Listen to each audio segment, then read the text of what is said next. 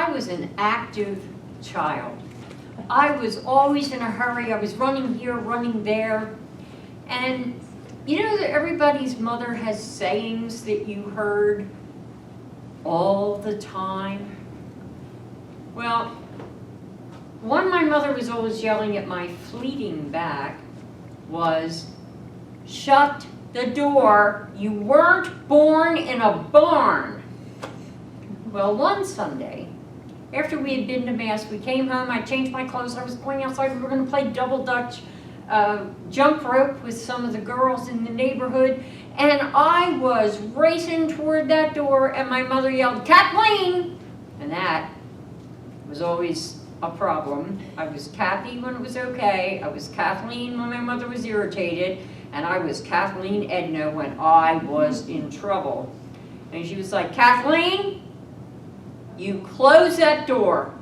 You were not born in a barn."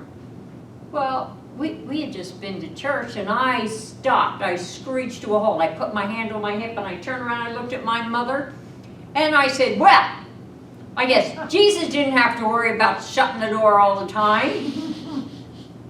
And my father, who was reading the newspaper, snorted behind the paper.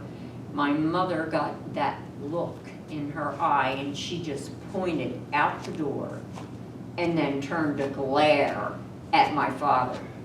Well, I didn't hear that particular saying of my mother's for a while. You know, fall came, winter came, went, spring came, and I guess my mom sort of forgot, because one day I was in my shorts and I was running out the door, and my mother said, "Young lady, you better close that door, you weren't born in a barn." And I stopped. And I put my hand on my hip, and I turned around, my mother said, "And you weren't nearly as well behaved as Jesus was, young lady." That was the last time we heard that saying at my house. There were a number of other sayings that Mama said that we heard all the time. One that we still use a lot is talking about hijinks of various and sundry family members is always, "Well, that acorn didn't fall very far from the tree." A couple that my mother used to use a lot that I never really bought was, "Wipe that smile off your face, or I'm gonna wipe it off for you." I never really was fond of that one. And there were a few others that came and went, but eventually I got a little bit older, and although it was hard to believe, I became even more difficult. Okay, I refused to be punished for something I did not do. I had a fierce temper. For someone who was not a redhead, I was a slammer, I was a thrower, and I was stubborn, persistent. In other words, I was a terror. And then I became an adolescent. And then a teenager. Now, I was not what you would call the best behaved teenager you have ever heard of. And my father went from Salt and Pepper to Snow White between 13 and 17. It took me 4 years to get him to a Snow White condition.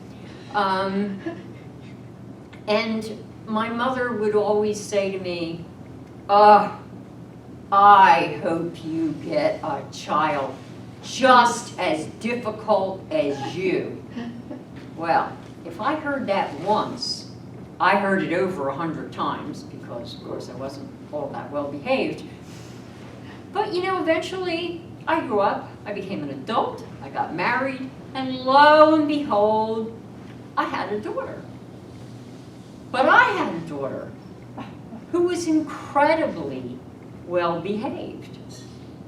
She went from elementary school to high school and graduated without ever getting detention. This was the daughter of a young lady who had set the high school record and then proceeded to break it the next year. I couldn't believe it. She was never brought home in a police cruiser. I never had to go to the police station to retrieve her. I mean, she was really a walk in the park. She was so well behaved. So one afternoon, I went to see my mom. My daughter was a grown-up She graduated from college. She had a full-time job. She was actually like earning money. And I went to have tea with my mom. And we were sitting there talking and chatting, and she was going on and on about, you know, how lucky I was about my daughter and how well behaved she was. And I said, yeah, Mom, I keep thinking about that, you know. Every time I turned around, you were wishing a daughter on me that was as much of a terror as I was as a child. And I said, and the more I think about it, I just have one question. What did you do to deserve me? That saying never came up again. And no, my mother never told me.